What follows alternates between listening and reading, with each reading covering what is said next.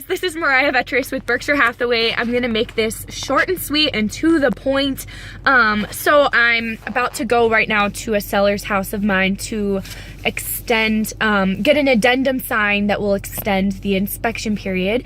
And this is just a question that I get asked all the time from buyers. I feel like buyers are a lot of them are super in the dark about this, especially really first time buyers.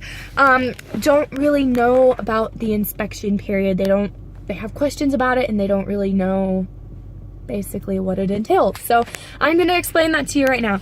And I will get right to the point, keep it as plain and simple as possible. So say you're a buyer and you find the home that you want to make an offer on. So when you're writing the offer, you have the choice to waive the inspection period, which means you don't get professional inspections at all. You don't have an inspection period. Really, the biggest reason why people do that would be because it makes it a bit, sorry, my camera's shaky. There we go. It makes it a bit of a stronger offer because there's no contingencies. You can't back out. The sellers like that. But I wouldn't recommend it ever because as obviously I have to protect your best interest, and I think it could come back and bite you in the butt later if you don't do that. Every circumstance is different though, but usually I wouldn't recommend skipping the inspection period. So you don't have to do the inspection period, but if you choose to have it, it's a 10 days is pretty common. You decide on the contract how long you want the inspection period to be. 10 days is common though. During the inspection period, the buyer gets their inspections, and if something comes up on the inspections that they do not like, they have the choice to back out of the transaction. So it's, you know, a contingency, you can back out because of that. But as soon as the inspection period's up, say it's 10 days, as soon as that 10-day inspection period is over, and it starts as soon as you get an accepted offer. So 10 days from the day you get that accepted offer.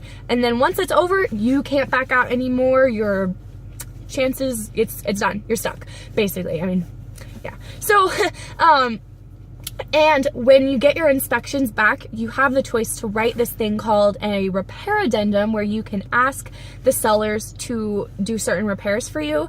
And this is something that's negotiable. The sellers can come back and say, no, we don't want to do any of these. They'll come back or they can come back and work with you and say, we'll do part of them, but we want you to do the rest, and whatnot. Or they can flat out say, no, they're not doing any of them. Or they could say, yes, they'll do them all.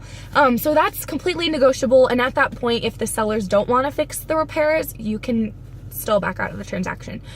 So that's basically the inspection period. I hope I didn't confuse anyone or complicate things. It made sense in my mind when I was saying it, but if you have any questions about the inspection period or the home buying or selling process in general, shoot me a message or contact me somehow. Also, if you're an agent in another state or country, I just went to a conference and I had the chance to meet super awesome agents one of them was from Australia that I got to know, one of them was from Quebec, and one was from Seattle, which isn't too far from where I'm at, but it's so cool learning how different the market is there. Even though it's not that far away, the market's way different. And it's so cool to me and so exciting to learn how real estate agents in other states and countries do things, because everything is handled so differently everywhere. So if you're an agent and you're in another state or country, leave in the comments below how you guys do the inspection period, because I think that's so interesting to learn how you guys handle things differently than we do. So that's all I have. Hope everyone has an amazing day.